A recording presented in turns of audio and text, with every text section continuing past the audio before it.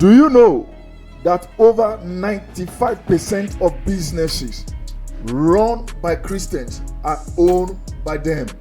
Do you also know each time these businesses run into challenging times, these same Christian business persons cry to God for help? Question: who owns your business, you or God? Another question: who runs your business, you or God? I am excited to be on the airwaves once again to bring to you God's undiluted word concerning the marketplace. In this broadcast, I am looking at a very important topic titled, "Is your business a pulpit for God's influence?" I want to look at 1 Thessalonians chapter 4 verse 11 and Luke chapter 5 from verse 3 to 6 as our key text. I read 1 Thessalonians chapter 4 verse 11. This should be your ambition, to live a quiet life, minding your own business and doing your own work, just as we told you. Luke chapter 5 from verse 3 to verse 6. Stepping into one of the boats, Jesus asked Simon, his owner, to push it into the water. So he sat in the boat and taught the crowds from there. When he had finished speaking, he said to Simon, "Now go out where it is deeper and let down your nets to catch some fish." "Master," Simon replied, "we worked hard all last night and didn't catch 18. But if you say so, I will let the nets down." And this time their nets were so full of fish, they began to tear. It is natural for a Christian to think they own their business, be it small, medium, or large-scale businesses. This kind of perception, that is, the belief that you own your business, is in conformity with the mindset of the world. In Romans chapter 12 verse 2, scripture tells us, "And be not conformed to this world." Most business persons like to think they own their business. That is why they want to run it and they are running it. This is mainly because they didn't involve God in the process they follow to start the business in the first place. These businesses at best were started by man-made business persons. So somewhere at the recess of their mind, they believe they own the business. This was the realm of perception that Peter operated until Jesus Christ asked to use his boat of business to preach the gospel. When Jesus was done, in Luke chapter 5 verse 4, Jesus said to Simon, "Now go out where it is deeper and let down your nets to catch some fish." Peter, in his typical ownership mentality and "I know it all" manner, said, "We worked hard all last night and didn't catch 18. However, reluctantly, Peter followed Jesus' instruction.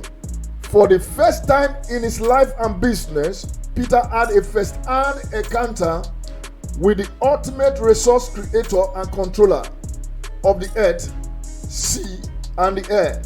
The fabric of Peter's worldview and mentality was rudely shaken and dismantled from its foundation. This was what Peter said, "Oh Lord, please leave me.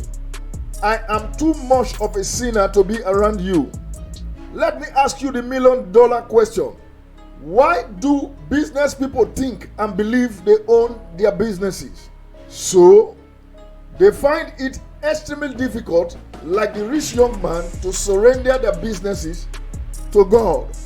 Come to think of it, all of the resources that you depend on to start that business and all the resources you are depending on currently to run the business, who owns it? Let me list a few of such important resources, even though this list is not exhaustive. Number 1, time. Who owns it? Is it you or God?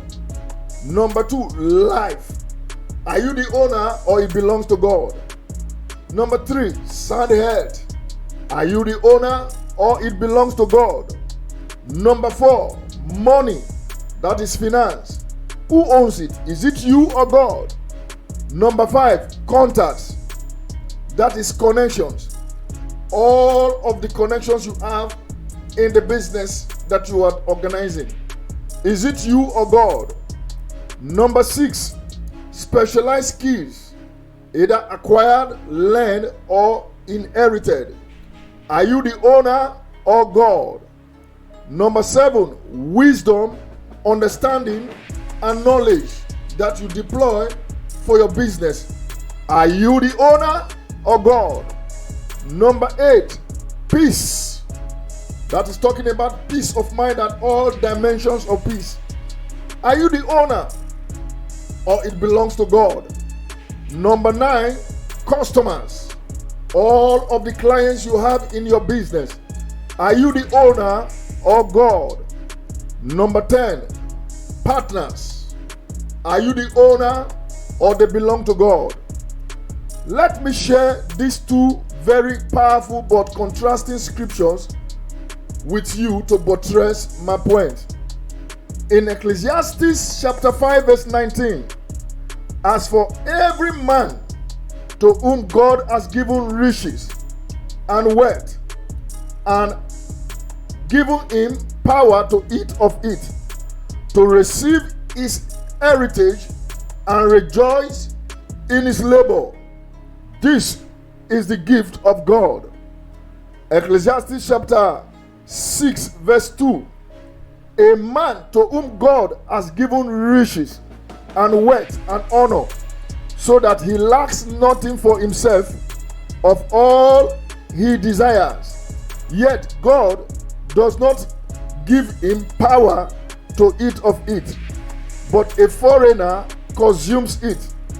This is vanity, and it is an evil affliction.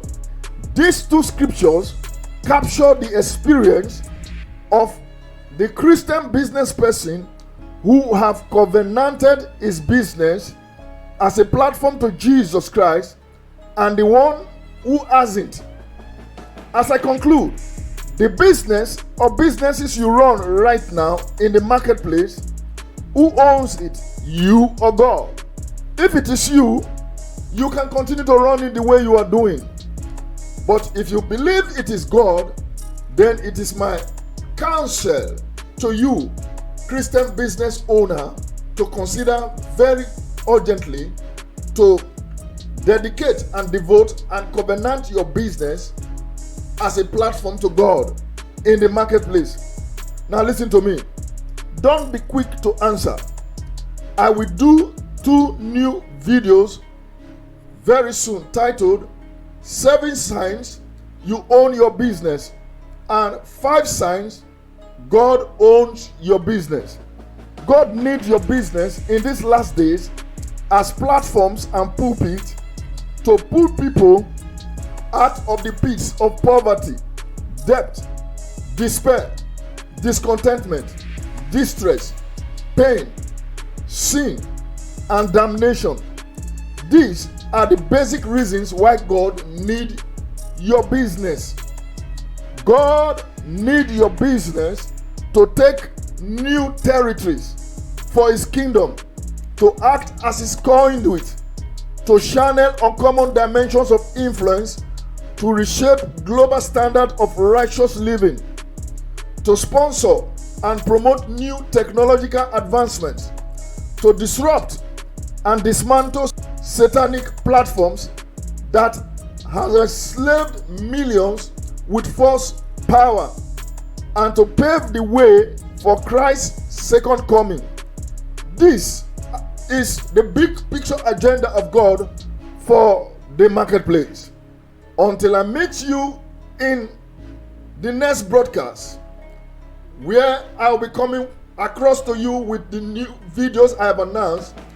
This is God's apostle to the marketplace, apostle and coach John A. Fetobo, saying to you, remain blessed.